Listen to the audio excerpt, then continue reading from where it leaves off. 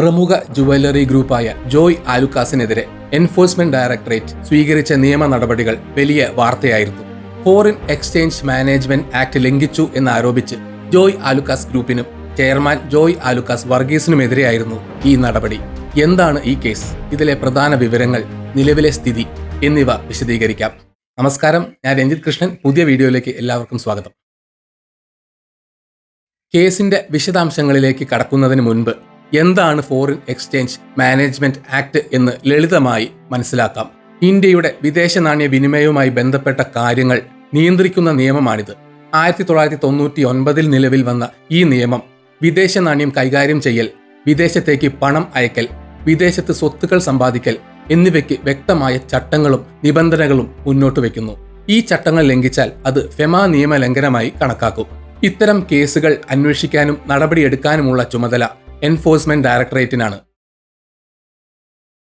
ജോയ് ആലുക്കാസ് ഗ്രൂപ്പിന്റെ chairman Joy Alukkas Varghese FEMA നിയമത്തിലെ section 4 ലംഘിച്ചു എന്നാണ് ഇഡിയുടെ പ്രധാന ആരോപണം. ഹവാല ഇടപാടുകളുമായി ബന്ധപ്പെട്ടതാണ് ഈ കേസ്. ഇന്ത്യയിൽ നിന്ന് വൻതോതിൽ പണം ഹവാല ചാനലുകൾ വഴി ദുബായിലേക്ക് കടത്തിയെന്നും ഈ നിയമവിരുദ്ധ പണം ജോയ് ആലുക്കാസ് വർഗീസിന്റെ പൂർണ്ണ ഉടമസ്ഥതയിലുള്ള ദുബായിലെ ജോയ് ആലുക്കാസ് ജുവലറി LLC എന്ന സ്ഥാപനത്തിൽ നിക്ഷേപിച്ചുവെന്നുമാണ് ഇഡി കണ്ടെത്തിയതായി പറയുന്നത്. ഹവാല എന്നത് പണം കൈമാറ്റം ചെയ്യാനുള്ള അനധികൃത മാർഗമാണ്. ഔദ്യോഗിക ബാങ്കിംഗ് ചാനലുകളോ മറ്റ് നിയമപരമായ മാർഗങ്ങളോ ഉപയോഗിക്കാതെ രഹസ്യ കോഡുകളിലൂടെയും ഇടനിലക്കാരിലൂടെയുമാണ് ഹവാല ഇടപാടുകൾ നടക്കുന്നത്. ഇത് കള്ളപ്പണം വെളുപ്പിക്കാനും നികുതി വെട്ടിക്കാനും പലപ്പോഴും ഉപയോഗിക്കാറുണ്ട്. ഇന്ത്യയിൽ നിന്ന് ഹവാല വഴി ദുബായിലേക്ക് പണം അയക്കുന്നത് ഫെമ നിയമത്തിന്റെ ഗുരുതരമായ ലംഘനമാണ്. ജോയ് ആലുക്കാസിനെതിരായ ആരോപണങ്ങളെക്കുറിച്ച് വിവരം ലഭിച്ചതിനെ തുടർന്നാണ് എൻഫോഴ്സ്മെന്റ് ഡയറക്ടറേറ്റ് അന്വേഷണം ആരംഭിച്ചത്.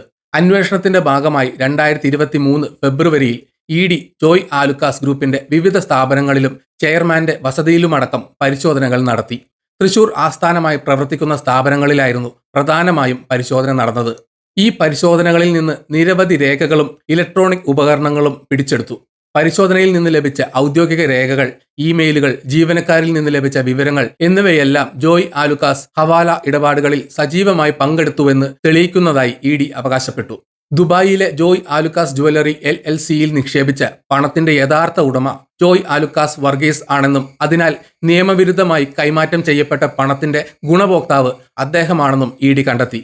ഇത് ഫെമ നിയമത്തിലെ സെക്ഷൻ 37A പ്രകാരമുള്ള നടപടികൾക്ക് അദ്ദേഹത്തെ ബാധ്യസ്ഥനാക്കുന്നു. അന്വേഷണത്തിന്റെയും തെളിവ് ശേഖരണത്തിന്റെയും അടിസ്ഥാനത്തിൽ 2023 ഫെബ്രുവരി 24 എൻഫോഴ്സ്മെന്റ് ഡയറക്ടറേറ്റ് ജോയ് ആലുക്കാസ് വർഗീസിന്റെ 305.84 കോടി രൂപയുടെ സ്വത്തുക്കൾ താൽക്കാലികമായി കണ്ടുകെട്ടി. പ്രൊവിഷണൽ അറ്റാച്ച്മെന്റ് എന്ന് ഇതിനെ പറയും. ഫെമ നിയമത്തിലെ സെക്ഷൻ 37A പ്രകാരമാണ് ഈ നടപടി സ്വീകരിച്ചത്. നിയമവിരുദ്ധമായ വിദേശ നാണ്യ ഇടപാടുകളുമായി ബന്ധപ്പെട്ട സ്വത്തുക്കൾ കണ്ടുകെട്ടാൻ ഈ വകുപ്പ് ഇഡിക്ക് അധികാരം നൽകുന്നു. കണ്ടുകെട്ടിയ സ്വത്തുക്കളുടെ വിശദാംശങ്ങൾ ഇഡി പുറത്തുവിട്ടിരുന്നു. തൃശൂർ ശോഭ സിറ്റിയിലുള്ള ഭൂമിയും പാർപ്പിട കെട്ടിടവും ഉൾപ്പെടെയുള്ള 33 സ്ഥാവര വസ്തുക്കൾ. ഇവയുടെ ആകെ മൂല്യം 81.54 കോടി രൂപയാണ്. 3 ബാങ്ക് അക്കൗണ്ടുകളിലായുള്ള 91.22 ലക്ഷം രൂപ, 3 ഫിക്സഡ് ഡെപ്പോസിറ്റുകളിലായുള്ള 5.58 കോടി രൂപ, Joy Alukkas India private limited എന്ന കമ്പനിയിലെ ഓഹരികൾ, ഇവയുടെ മൂല്യം 217.81 കോടി രൂപയാണ്. ഈ സ്വത്തുക്കളുടെ എല്ലാം കൂടി ആകെ മൂല്യം 305.84 കോടി രൂപയാണ്. ഹവാല ഇടപാടുകളിലൂടെ ദുബായിലേക്ക് കടത്തിയ പണത്തിന്റെ മൂല്യത്തിന് തുല്യമായ സ്വത്തുക്കളാണ് ED കണ്ടുകെട്ടിയത്.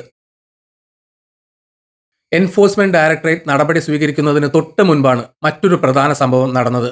Joy Alukkas India limited ഓഹരി വിപണിയിൽ പ്രാരംഭ ഓഹരി വിൽപ്പന നടത്താനുള്ള നീക്കത്തിൽ നിന്ന് പിന്മാറിയിരുന്നു.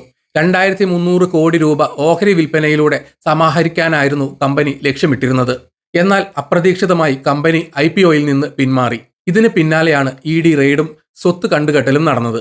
IPO പിന്മാറ്റത്തിന് കാരണം വ്യക്തമാക്കാതിരുന്ന കമ്പനി സാമ്പത്തിക ഫലങ്ങളിൽ കാര്യമായ മാറ്റങ്ങൾ ഉൾപ്പെടുത്താൻ കൂടുതൽ സമയം ആവശ്യമാണെന്നാണ് അന്ന് അറിയിച്ചിരുന്നത്. ഇഡി നടപടിയും IPO പിന്മാറ്റവും തമ്മിൽ നേരിട്ട് ബന്ധമുണ്ടോ എന്ന് ഔദ്യോഗികമായി സ്ഥിരീകരിക്കപ്പെട്ടിട്ടില്ലെങ്കിലും ഈ 2 സംഭവങ്ങളും ഏകദേശം ഒരേ സമയത്താണ് നടന്നതെന്നത് ശ്രദ്ധേയമാണ്. ഇഡി സ്വത്തുക്കൾ താൽക്കാലികമായി കണ്ടുകെട്ടിയതിനു ശേഷം കേസിന്റെ നടപടികൾ മുന്നോട്ടു പോയി. ഫെമ നിയമപ്രകാരം ഇഡി കണ്ടുകെട്ടുന്ന സ്വത്തുക്കൾക്ക് ഒരു അഡ്ജുഡിക്കേറ്റിംഗ് അതോറിറ്റിയുടെ അംഗീകാരം ആവശ്യമാണ്. ജോയ് ആലുക്കാസ് കേസിൽ ഇ.ഡി. സ്വത്ത് കണ്ടുകെട്ടിയ നടപടി അഡ്ജൂഡിക്കേറ്റിംഗ് അതോറിറ്റിക്ക് മുൻപിൽ സമർപ്പിച്ചു. എന്നാൽ 2023 ഓഗസ്റ്റ് 18-ന് അഡ്ജൂഡിക്കേറ്റിംഗ് അതോറിറ്റി ഇ.ഡിയുടെ കണ്ടുകെട്ടൽ ഉത്തരവ് റദ്ദാക്കി ഉത്തരവിറക്കി. ഹവാല വഴി നിയമവിരുദ്ധമായി പണം വിദേശത്തേക്ക് കൈമാറ്റം ചെയ്തു എന്ന ഇ.ഡിയുടെ ആരോപണം ശരിവെക്കുന്നതിന് മതിയായ തെളിവുകളില്ല എന്ന് അഡ്ജൂഡിക്കേറ്റിംഗ് അതോറിറ്റി കണ്ടെത്തി. ഇതോടെ ഇ.ഡി കണ്ടുകെട്ടിയ സ്വത്തുക്കൾക്ക് മേലുള്ള തടസ്സങ്ങൾ നീങ്ങിയതായും അവ സ്വതന്ത്രമായതായും കണക്കാക്കപ്പെട്ടു. അഡ്ജൂഡിക്കേറ്റിംഗ് അതോറിറ്റിയുടെ ഈ ഉത്തരവിനെതിരെ എൻഫോഴ്സ്മെന്റ് ഡയറക്ടറേറ്റ് അപ്പലേറ്റ് ട്രിബ്യൂണലിനെ സമീപിച്ചു.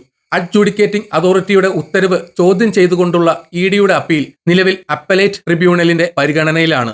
അതിനിടെ അഡ്ജൂഡിക്കേറ്റിംഗ് അതോറിറ്റിയുടെ ഉത്തരവ് നടപ്പിലാക്കുന്നതിന്റെ ഭാഗമായി തൃശൂരിലെ രജിസ്ട്രാർ ഓഫീസുകളിൽ സ്വത്തുക്കൾക്ക് മേലുള്ള തടസ്സങ്ങൾ നീക്കാൻ ജോയ് ആലുക്കാസ് വർഗീസ് ആവശ്യപ്പെട്ടിരുന്നു.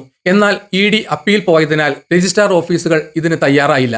ഇതേ തുടർന്ന് ജോയ് ആലുക്കാസ് വർഗീസ് കേരള ഹൈക്കോടതിയെ സമീപിച്ചു. 2024 ജനുവരി 9-ന് കേരള ഹൈക്കോടതി അഡ്ജൂഡിക്കേറ്റിംഗ് അതോറിറ്റിയുടെ ഉത്തരവ് ശരിവെക്കുകയും സ്വത്തുക്കൾക്ക് മേലുള്ള തടസ്സങ്ങൾ നീക്കാൻ നിർദ്ദേശിക്കുകയും ചെയ്തു. ഇ.ഡിയുടെ കണ്ടുകെട്ടൽ ഉത്തരവ് നിലവിൽ പ്രാബല്യത്തിലില്ലാത്തതിനാൽ സ്വത്തുക്കൾക്ക് മേൽ തടസ്സങ്ങൾ നിലനിർത്തേണ്ടതില്ലെന്ന് ഹൈക്കോടതി വ്യക്തമാക്കി. നിലവിൽ എൻഫോഴ്സ്മെന്റ് ഡയറക്ടറേറ്റ് അപ്പലേറ്റ് ട്രിബ്യൂണലിൽ നൽകിയ അപ്പീലാണ് ഈ കേസിലെ പ്രധാന നടപടി. അപ്പലേറ്റ് ട്രിബ്യൂണലിന്റെ തീരുമാനം എന്തായിരിക്കും എന്നത് കേസിന്റെ ഭാവി നിർണ്ണയിക്കും.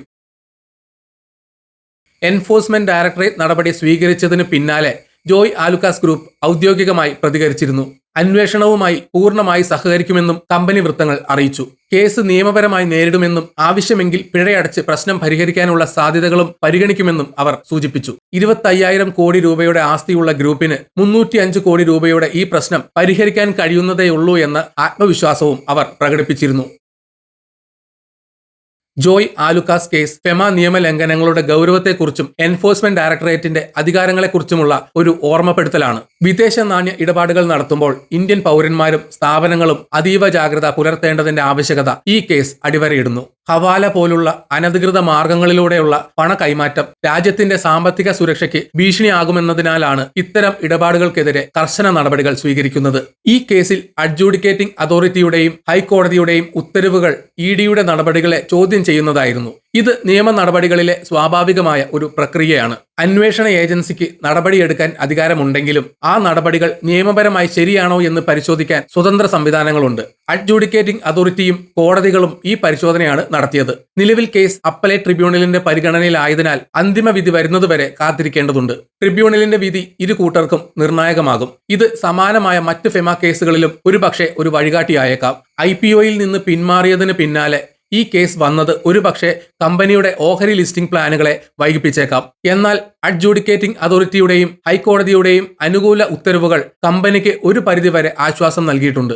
ഇത് നിയമപരമായി മുന്നോട്ടു പോകാനുള്ള അവരുടെ ആത്മവിശ്വാസം വർദ്ധിപ്പിച്ചിരിക്കാം. അപ്പലേറ്റ് ട്രിബ്യൂണലിൽ നിന്ന് അനുകൂലമായ വിധി ലഭിക്കുകയാണെങ്കിൽ കണ്ടുകെട്ടിയ സ്വത്തുക്കൾ പൂർണ്ണമായും തിരികെ ലഭിക്കാൻ സാധ്യതയുണ്ട്. ഈ വീഡിയോയുടെ നിർത്തുന്നു. നിങ്ങൾക്ക് വീഡിയോ ഇഷ്ടപ്പെട്ടെങ്കിൽ ലൈക്ക് ചെയ്യുക. ചാനൽ സബ്സ്ക്രൈബ് ചെയ്തിട്ടില്ലെങ്കിൽ മറക്കാതെ സബ്സ്ക്രൈബ് ചെയ്യണം. നിങ്ങളുടെ വിലയേറിയ അഭിപ്രായങ്ങൾ കമന്റിൽ രേഖപ്പെടുത്തണം.